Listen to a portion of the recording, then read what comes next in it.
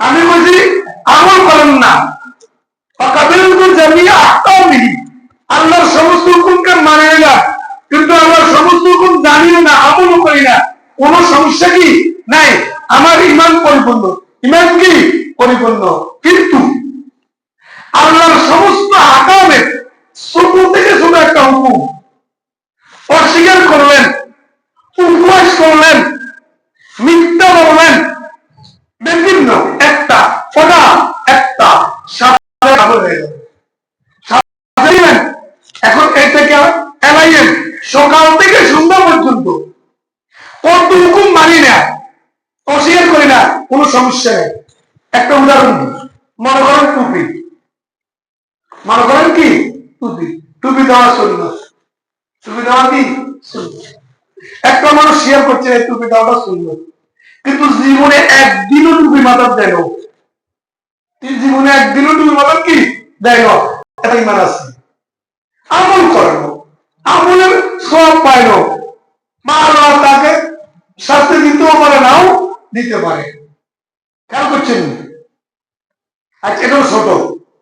নামাজ, নামাজ আল্লাহর ইবাদত, ফরজ, আমি জানি আল্লাহর ইবাদত, কিন্তু কোন অলসতার কারণে, বিভিন্ন কারণে আমরা অনেক নামাজ পড়ি না, কিন্তু আল্লাহর ইবাদত স্বীকার করি।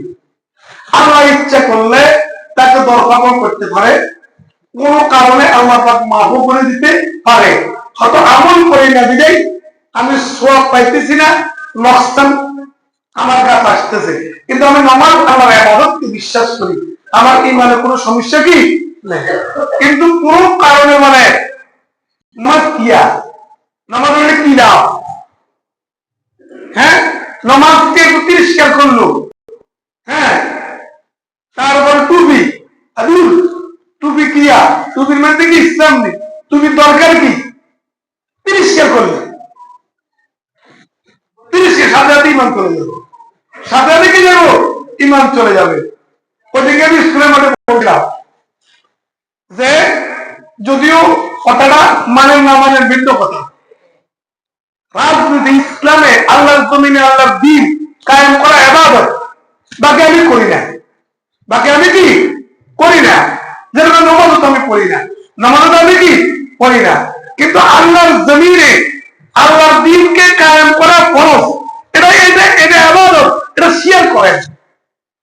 বাকি যেগুলো আমি নামাজ ইবাদত, নামাজ পড়ি না, আল্লাহ মাফ করে দিতে পারে, কিন্তু খেলাফত রাজনীতি, আল্লাহর ইসলামী রাজনীতি, আল্লাহর জমিনে আল্লাহর দ্বীন কায়েম করা ইবাদত ফরজ, স্বীকার করেন। বাকি আমি অত আমলি করি, বিএনপি করি, বা আমি ইসলামী দল করি না, সেটা হলো ভিন্ন কথা। তবে ইসলামের রাজনীতি নাই, ইসলামের খেলাফত নাই, হুজুরা ইগিন করে গা লগে লগে ইমান চলে যাবে। কথাটা যদিও রাজনীতি ভাষা, আমি রাজনীতি করার জন্য বলিনি, আপনাদেরকে ইমান বাঁচানোর জন্য বলছি।